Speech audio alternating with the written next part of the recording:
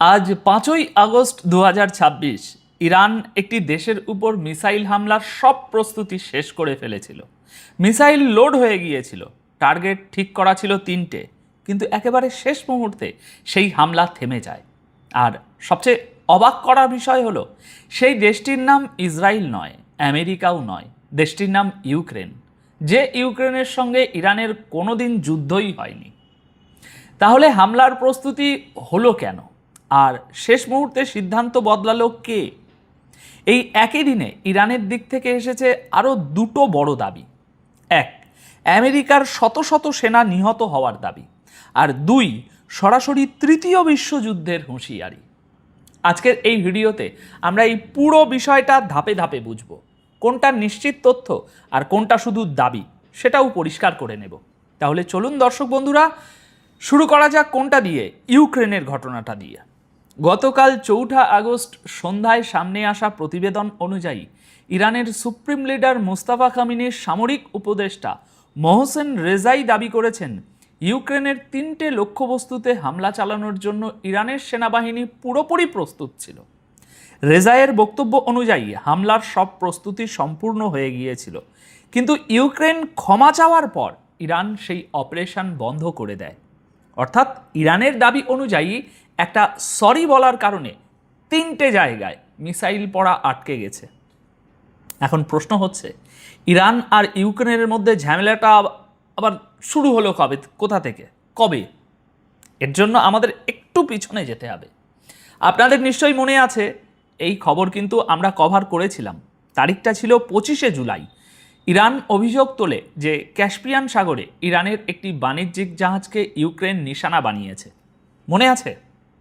ওই হামলায় জাহাজের একজন ক্রু সদস্য নিহত হন, জাহাজেরও বেশ বড় ধরনের ক্ষতি হয়। সংবাদ মাধ্যমের তথ্য অনুযায়ী ওই হামলার যে ছবিগুলো সামনে এসেছে, সেগুলো ইউক্রেনের প্রেসিডেন্ট জেলেনস্কি নিজেই শেয়ার করেছিলেন। এরপর ইরানের পররাষ্ট্রমন্ত্রী আব্বাস আরাকাচি ইউক্রেনের কাছে ক্ষতিপূরণ দাবি করেন। মানে সোজা কথায়, যে ক্ষতি করেছো তার টাকা দাও। আর এখন মোহসেন রেজাই বলছেন, ইউক্রেন ক্ষমা চাওয়ার পরেই ইরান সেই হামলা স্থগিত করেছে। এই জায়গায় একটু থামুন, কারণ এই দাবিটা সত্য হলে এর অর্থ অনেক বড়। তার মানে দাঁড়ায়, ইরান আর নিজেকে শুধু মধ্যপ্রাচ্যের মধ্যে সীমাবদ্ধ রাখছে না, প্রয়োজন পড়লে ইউরোপের রণাঙ্গনেও নিজের শত্রুকে নিশানা বানানোর সিদ্ধান্ত নিতে পারে। একটা আঞ্চলিক শক্তি থেকে নিজেকে অনেক বড় পরিসরে দেখানোর চেষ্টা, এটাই এই দাবির ভিতরের রাজনৈতিক বার্তা। তবে এখানে একটু সতর্ক থাকা দরকার, কারণ ইউক্রেনের পক্ষ থেকে এখনো পর্যন্ত এই দাবির ব্যাপারে কোনো সরকারি বক্তব্য আসেনি।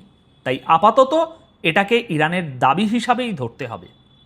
দেখুন, যুদ্ধের সময় দুপক্ষ থেকেই বড় বড় দাবি আসে, এতে প্রতিপক্ষ চাপে থাকে, এটাও যুদ্ধেরই একটা অংশ।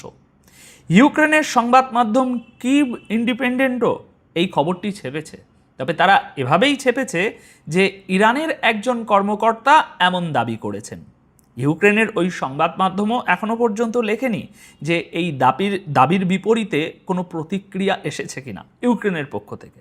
তাই সম্ভাবনা দু রকমের থেকে যাচ্ছে। হতে পারে জেলেনস্কি সত্যিই ক্ষমা চেয়েছেন, হতে পারে ক্ষতিপূরণও দিয়ে দেওয়া হয়েছে, কিন্তু নিশ্চিতভাবে বলার মতো কোনো প্রমাণ এখনো সামনে আসেনি।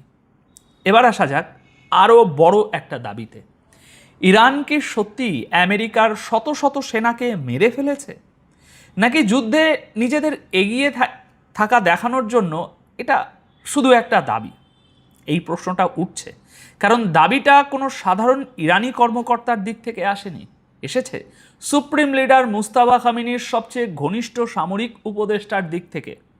গতকাল 4 আগস্ট রাতে সামনে আসা প্রতিবেদন অনুযায়ী মোহসেন রেজাই ইরানের সরকারি চ্যানেল প্রেস টিভিকে দেওয়া সাক্ষাৎকারে বলেছেন, 2026-এর জুলাই মাসে ইরানের হামলায় আমেরিকার শত শত সেনা নিহত হয়েছেন, শত শত সেনা আহতও হয়েছেন।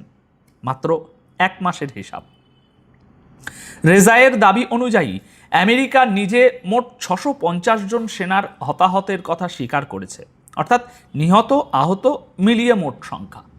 আর ইরানের নিজস্ব হিসেব অনুযায়ী প্রায় 500 জন মার্কিন সেনা নিশ্চিতভাবে নিহত হয়েছেন। কিন্তু এখানেই আসল বিষয়, আমেরিকার